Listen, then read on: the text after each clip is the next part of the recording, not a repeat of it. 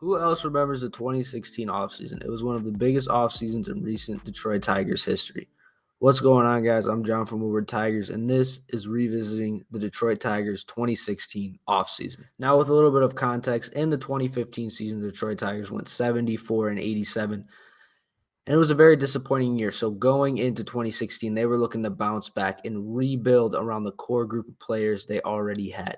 And the Tigers had a good core group of players. Miguel Cabrera, Justin Verlander, JD Martinez, Victor Martinez, Anibal Sanchez.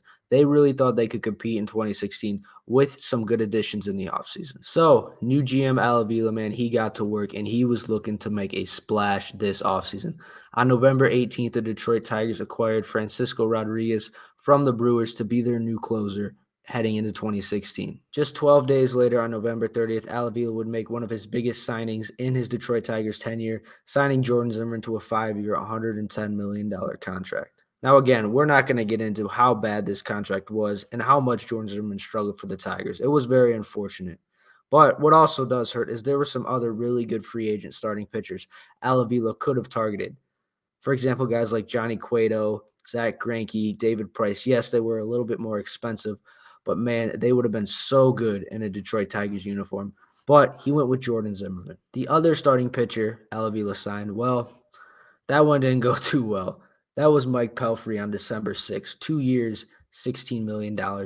That guy didn't even make it through one season in Detroit. On that same day, the Detroit Tigers found their backup catcher, Jared Saltalamacchia, who actually had a decent season in 2016. They got him on a minimum salary deal. And Al Avila, man, he got to work because on November 8th, he signed Mark Lowe to a 2-year, $11 million deal. And this probably has to be the worst deal he's made as a Tigers GM.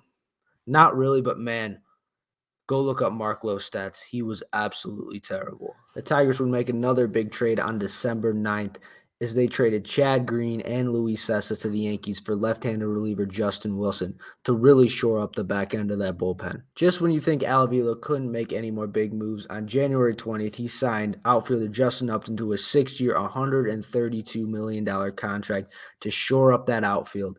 And, man, the Tigers were looking nice heading into 2016. But, yeah, the 2016 offseason, man, it was a huge offseason for the Detroit Tigers. It was meant to get them back into contention.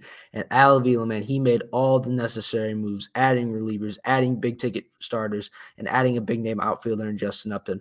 But unfortunately, it just didn't work out, and the Tigers failed to make the playoffs in 2016. But, yeah, looking back, what would you have done differently? Would you have wanted the Tigers to go after Zach Greinke?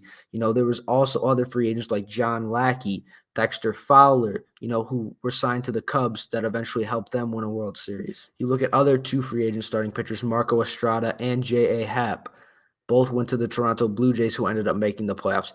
Could the Tigers have potentially signed one of those guys? A lot of things that could have gone differently, but at the end of the day, Al Avila made the moves that he did, and it just didn't pan out. But that's all I got for you guys today. Just doing a little revisit of the 2016 offseason. I'll see you guys in the next one.